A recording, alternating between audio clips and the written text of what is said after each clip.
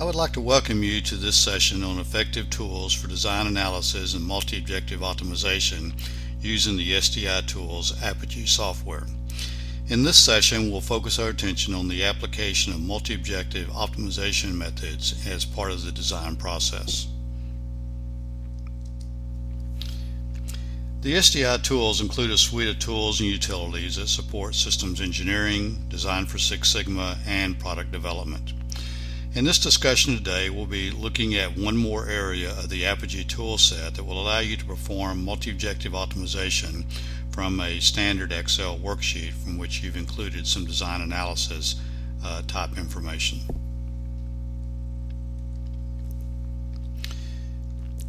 The SDI Tools software Apogee toolset will allow you to take an existing Excel worksheet. You can identify particular cells as X's of a particular type of parameter from which you can assign statistical properties for the purpose of performing uncertainty analysis.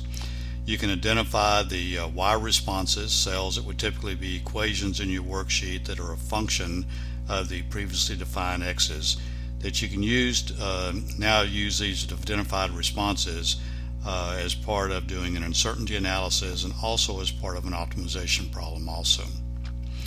You can perform statistical analysis that can include a statistical allocation, sensitivity analysis, Monte Carlo analysis, and then you can extend the problem by assigning constraints and goals to various conditions within your formulated problem that's in your worksheet, and then perform a multi-objective optimization for the purpose of identifying parameter values that will allow you to best achieve your objectives and constraints and goals that you've identified in your formulation.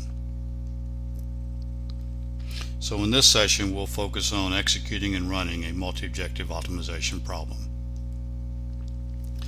In the problem that we've discussed before, we have a design for a second-order low-pass filter in which the engineer has selected a set of component values and tolerances that will provide the desired response. Now, in our previous analysis, which we'll review as part of this session, is that we determined that the probability of non-compliance for this design was unacceptably high. In other words, we would have too many defects due to responses being outside of the specification limits due to typical variation that would be presented in each one of the components. So what we'd like to do in this analysis is determine parameter values and parameter tolerances that will help us minimize the cost of this design, and then also allow the response PNCs for the cutoff frequency and the frequency response shape Q to be definitely less than 0.003, so 0.3% or 3 out of 1,000. But also we would like to have this response PNC to be on the order of 3.4 e to the minus 6, which is typically the defect levels associated with Six Sigma levels of quality. So we'll see if we can optimize the design for cost and quality objectives simultaneously using multi-objective optimization techniques. We have the calculations identified for response equations for computing the cutoff frequency and the Q of this filter, and we're also have been told that the manufacturing uncertainties for the resistors and components will typically follow a uniform distribution. So let's go to our design problem. Let's see how we can set this up to achieve these cost and quality objectives that we've identified. So here's the worksheet that we've used before that identifies the parameter values that were defined from the base design developed by the engineer. We had the computed frequency response shape Q. I have a value of 0.76, which is less than our upper spec limit. We have our cutoff frequency using these nominal values at 975 Hertz, which is also above our lower spec limit and close to our target. And our objective is to determine then what the quality of this design would be.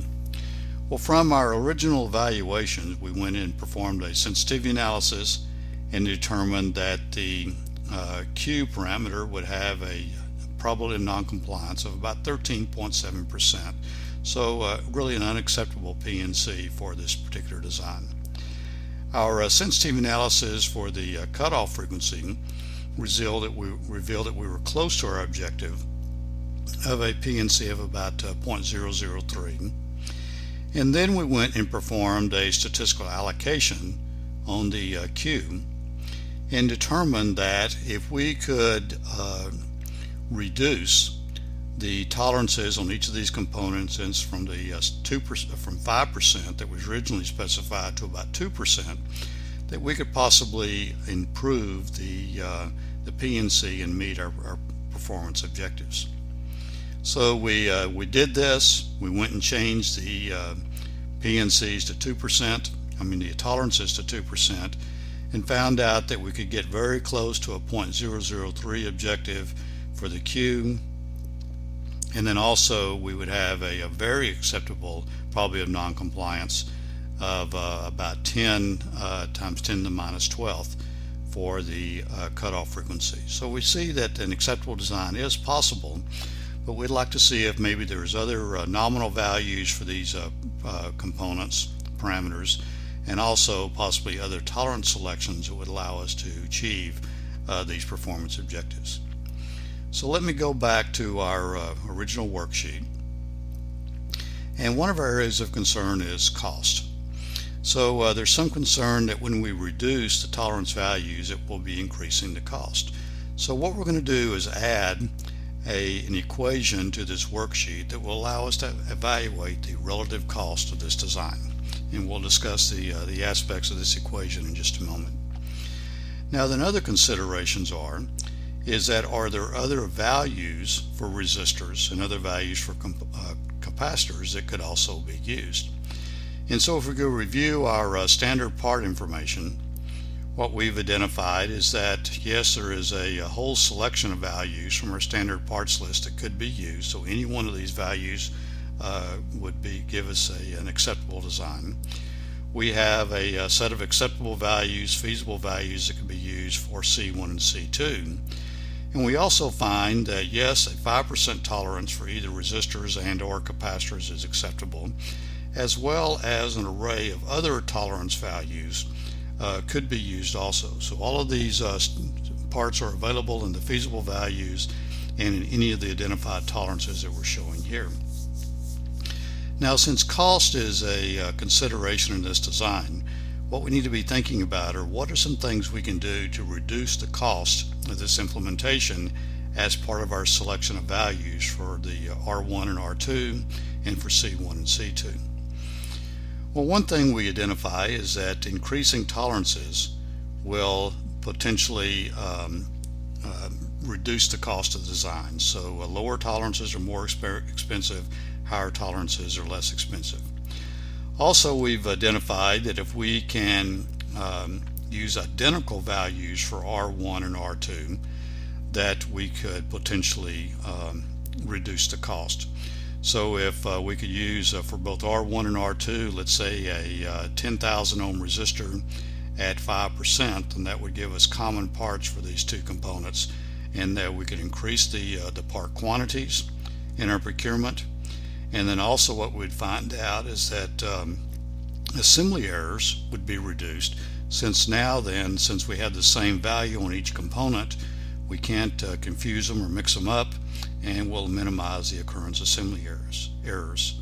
And the same thing will occur for if we can have identical components for C1 and C2. So we've identified four or five rules here that we could use as part of our cost reduction concepts that engineering could leverage from. So let's go put together a relative cost equation, and we're going to base this relative cost equation as part of these cost reduction concepts. So basically, if we can reduce the tolerance, the cost will go up. And if we can increase the tolerances, the cost will go down. So we've captured this in our cost equation that if let's take the reciprocal of the tolerance, which is in D4 and D5 for the resistors, as the tolerance goes down, the cost will go up, and as the tolerance goes up, the cost will go down. Now also we had identified if we can use common values, both in terms of the nominal values and the tolerances, that we can get a cost savings also. So let's put a logical expression in our equation which will allow us to determine that if we have selected the same value for R1 and R2 and the same tolerance for R1 and R2, then what we're going to do is use a multiplier of 0.8 times the base value we had and basically reduce our cost by 20% if we can get this common component condition satisfied. If we have non-identical parts, then we'll use a multiplier of 1 in our equation, which will get us back to whatever the tolerance driven cost is for the resistors. And then we can include a similar expression for the capacitors in looking at the tolerance values for C1 and C2. We can do an evaluation of the commonality of the values for the nominal values and the tolerances for each one of these, and then an multiplier to give us a cost reduction.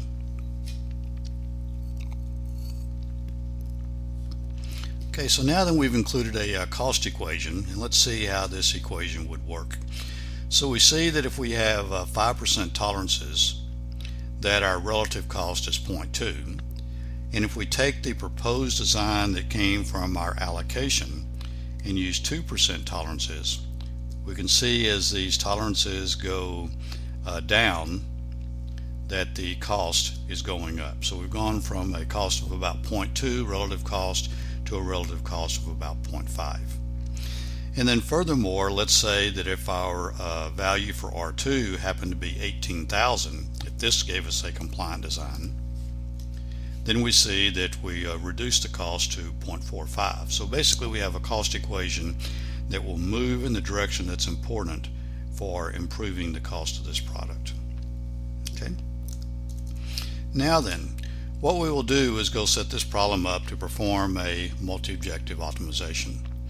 So in this case, what we will do is, rather than specifying that the resistor value for either R1 or R2 are the indicated values, we will allow our optimization routine to select any value from the selection of the list of potential feasible values. So let's go to our X definition we have for R1. For R1, we originally had it defined as a noise parameter with uncertainty defined by this uniform distribution. Now let's go change this to a discrete parameter which can have feasible values from our list of feasible values for R1, and for any feasible value it will have then a tolerance or a standard deviation that will be a result of the assigned tolerance. So let's go select the variation from our worksheet, which is the computed standard deviation for this value with the indicated tolerance of 2%. So here we've redefined the properties for R1 using the Apogee X parameter definition. And I'm going to do the same thing for R2. Make it a discrete parameter with feasible values from our standard parts list and a tolerance that will be from the computed tolerance or standard deviation for R2. So we've redefined this parameter and click OK. Now we'll do identically the same thing for C1. We will make it a discrete parameter with feasible values selected from the standard parts list for capacitors. And the tolerance or the standard deviation will then come from the standard deviation that's computed for this capacitor from the assigned tolerance, and we've completed the definition for C1, and then we will do the same thing for C2. So we'll make it a discrete parameter with feasible values from our list of feasible values for C2. And then we will identify the computed standard deviation that came from the entered tolerance we have here for this parameter. So we've completed now our redefinition of our X parameters. Okay. Now then, if we want to include cost as a part of this evaluation, then let's go select our relative cost equation and let's define this as a Y response. And since our objective is to minimize cost, and then there is no lower spec limit or upper spec limit that needs to be assigned. So we'll just define it as a response that can be evaluated. Now then, also, if we want to be able to determine or select values for tolerances as part of this design, so basically do an allocation in conjunction with the analysis we'll be performing, let's go select our tolerances cell, and let's define it as, let's rename this cell as R1 tol for tolerances. Let's go make it a discrete parameter, and the feasible values that we could select are in our worksheet down here, and the cells identified here, and there is no standard deviation or no variation on the tolerances themselves. So we'll pick from the feasible values we've identified for tolerances for R1. And click OK, and we now have the tolerance cell for R1 defined as a parameter within our optimization, or within Apogee. Let's do the same thing for parameter R2 tolerance. Let's make it a discrete parameter with feasible values from the feasible tolerances that are available for this resistor. And then click the OK.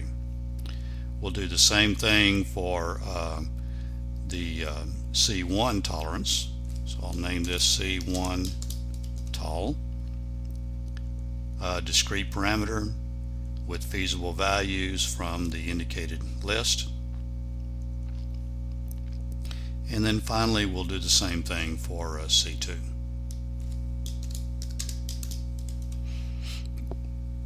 Identify this as a discrete parameter. Identify the range of cells for the feasible values and click OK. Alright. So now then we're set up with a set of conditions. Let's go to the formulation editor and review what we've set up, which is now a set of parameters, discrete selections of parameters from a list of feasible values for R1 and R2, for C1 and C2, and then also we've identified discrete parameters from a list of feasible feasible values for R1 and R2 and C1 and C2. Okay. And we've identified for responses the frequency response shape, the cutoff frequency, and now the relative cost has been added as a response also that we will evaluate as part of our analysis. Now then, in order to perform the optimization, we need to identify what the constraints and goals that need to be satisfied as part of the evaluation. Well, in the Apogee toolbar, we can go to this bounded triangular region to define a constraint. And what we're going to do is define two constraints for this design.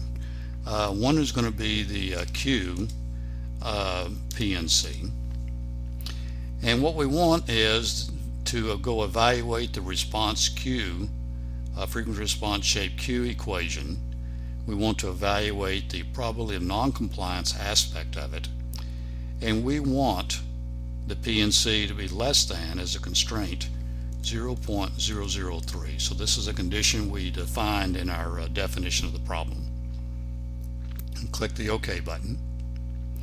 Let's go define another constraint that we will call the cutoff frequency, PNC.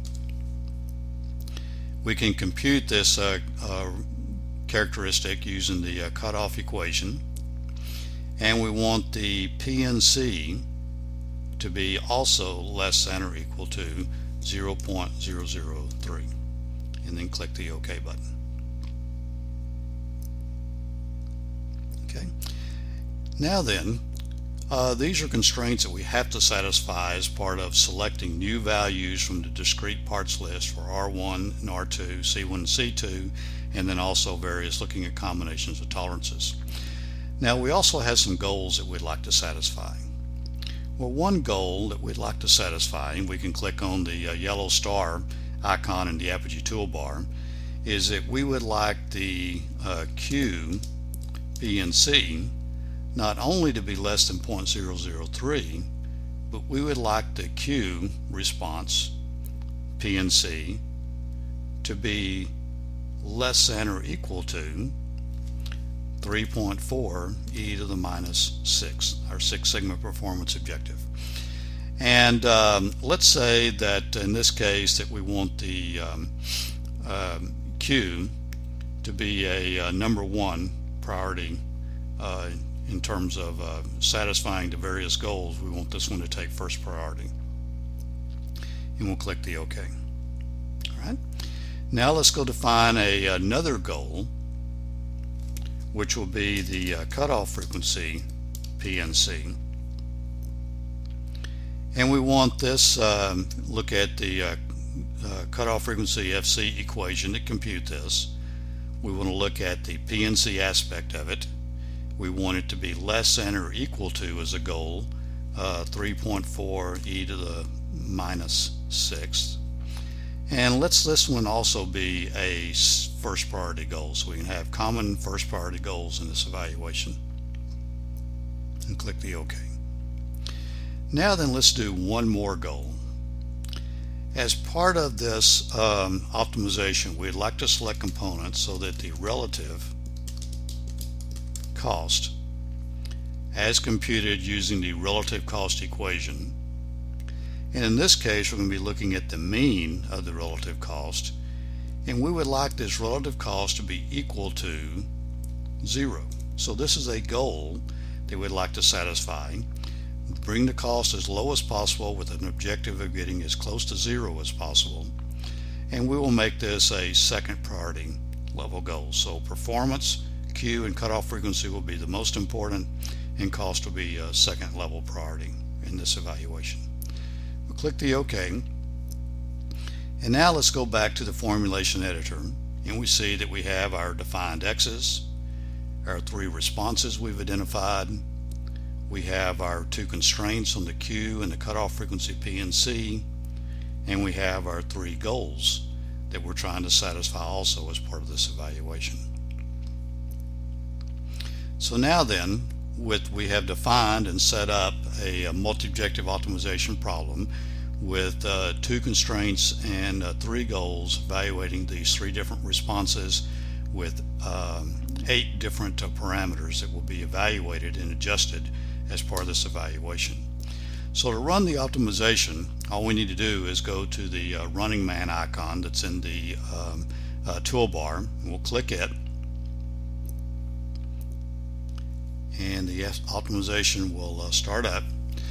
And in this optimization, we're performing a genetic algorithm type optimization, or executing a genetic algorithm type optimization process. And what it is doing is searching through the candidate standard parts, discrete parts that we've identified, and looking for combinations that will allow us to achieve both the constraints that we had for defining this problem, and hopefully minimize the come as close to the goals as possible as part of this optimization.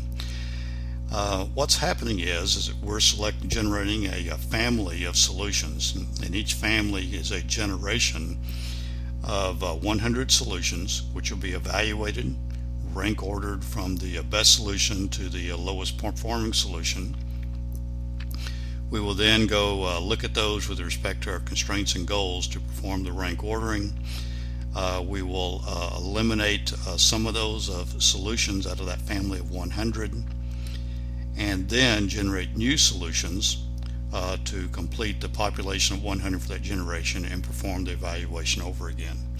So at this point in time, we have completed 15 generations of solutions of 100 each. So we've evaluated on the order of 1,500 solutions.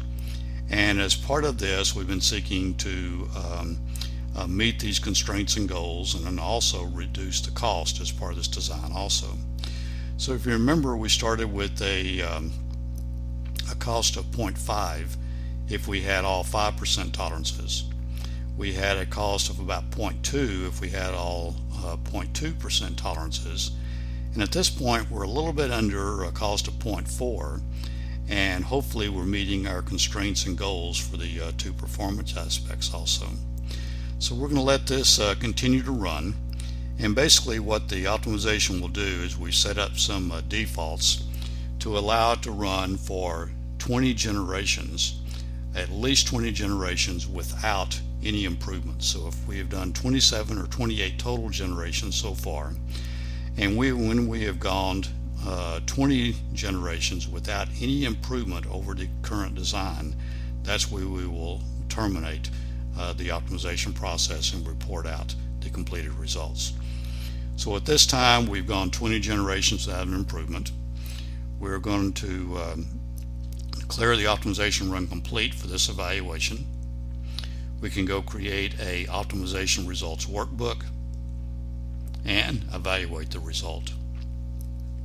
So what we will see is that from our constraints, where we had the constraints of being less than 0.003, we have done significantly better than that. And in fact, we have really less than our objectives of 3.4 or goals, target goals of 3.4 e to the -6. So we're less than those in terms of the quality of the design.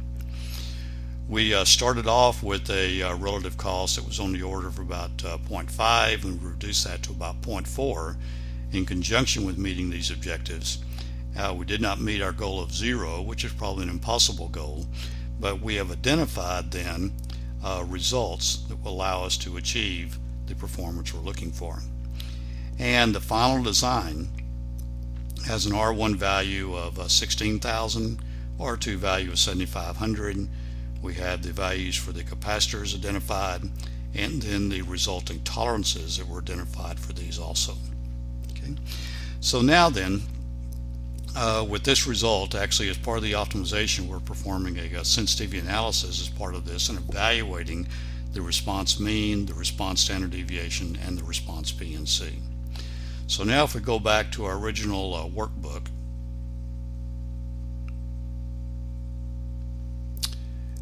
and let me see here.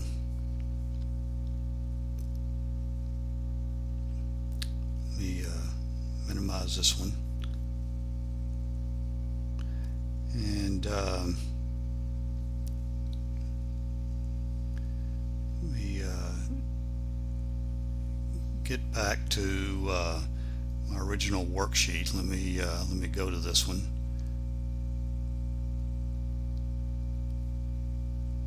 Okay. Now that we see that what we have were the values that came from the optimization were returned to the workbook, the tolerances that were determined in the optimization, and now if we desire, we can go perform our sensitivity analysis, our Monte Carlo analyses, any of these analyses, and confirm these results. So basically, we've completed the optimization. We now have a compliant design at a slightly reduced cost than maybe the design we had as an interim solution before, but maybe not as low a cost as what we had originally. But this is what's going to be required in order to meet our performance and quality objectives for our customers. So and to summarize these results, what we have done as part of this process is taken an existing Excel worksheet. We've augmented the information to identify standard parts or an inventory of parts that could be used, range of part values. We have run the optimization against multiple constraints and goals, evaluated the mean, the standard deviation, the PNC of these responses in order to get to a favorable solution to satisfy the customer requirements. So basically we have optimized our conflicting requirements of performance and cost. And what we performed is a trade study looking at various nominal values and tolerances for these components in order to try to identify what may be a preferred solution, an improved solution over what our previous position was. And we could use then these techniques to assist us in assessing and managing risk very early in the development process. So risk associated with production yields and risk associated with achieving the desired cost of the product also. And you could add other aspects such as reliability and other constraints and conditions to the problem also. So what we've demonstrated is our ability to support product development, system engineering, and design for Six Sigma activities using the multi-objective optimization techniques in the Apogee tool set. And you can perform these analyses at any level of your system design, from the higher level requirements down to the lowest level detailed parts and processes that you may be evaluating. So I'd like to thank you for attending this tutorial session. If you have any questions or comments on the application of these techniques, feel free to contact me, and I'll be glad to discuss your usage and application of the SDI tools as part of your applications. Thank you.